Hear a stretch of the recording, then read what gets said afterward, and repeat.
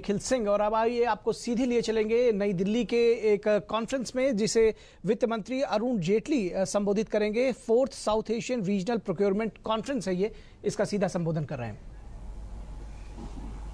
It had to be dictated by reasons, and those reasons had always to be relevant and cogent. They had to be rational. And therefore, a state activity, even when it related to commercial activities of the state, had to have different norms of fairness. The state could not pick and choose.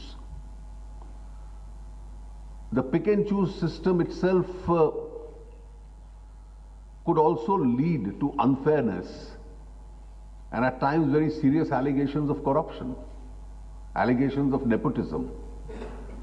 And therefore, countries across the world, and we in India, of course, have seen this evolve administratively within the governments. We've seen it evolve jurisprudentially. That when it came to matters of procurement, when it came to matters of awarding largesse, when it came to matters of awarding contracts, when it came to public-private contracts itself, there had to be procedural fairness that the state had to follow. Now, this procedural fairness would always ensure that it could eliminate all elements of nepotism, favoritism. No accusing fingers would be cast. It would ensure transparency. It would also ensure that the state was able to manage for its citizens the best price and the best quality in terms of its procurement, which in turn would turn to best form of services that it gave to its own citizens.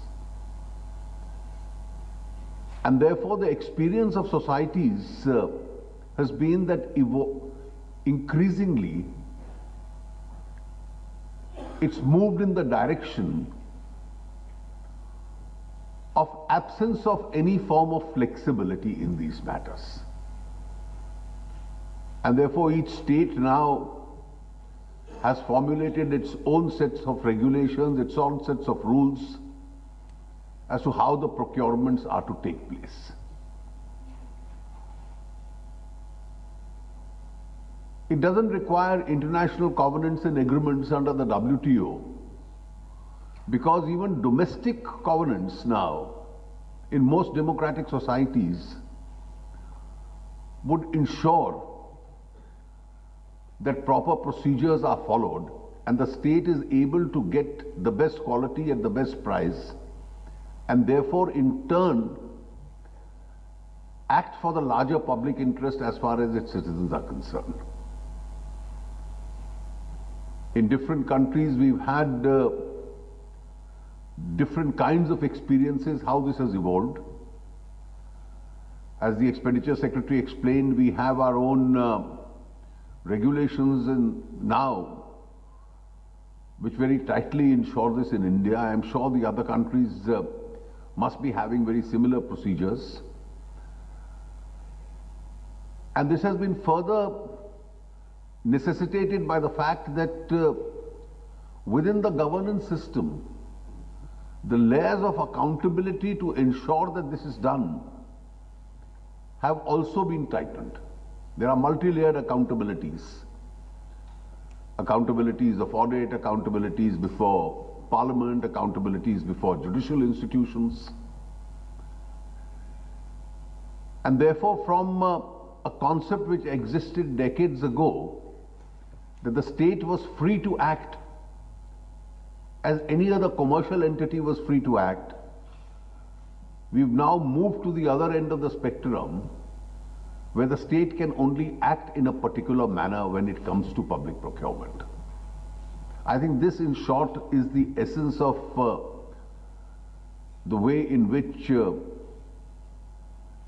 most democratic societies have been moving, and I'm sure this conference organized by the World Bank Group and the Department of Expenditure will provide an extremely important forum for the South Asian countries to share this experience itself. This is the region where the fastest growth in the world is taking place. And therefore, this is the region where delivery of public services in the years to come really has to be expedited. And this subject itself will be of a key importance in this region itself. I have no doubt in my mind that the deliberations that you have in the course of this conference will be of great mutual benefit to each one of us. And I personally would be watching with keen interest as to what the best practices that we are able to share with each other in this regard are. I wish your conference a great success. Thank you.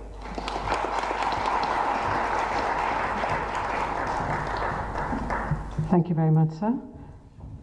I'd like to now request the Honourable Minister, Mr. Jaitley, to please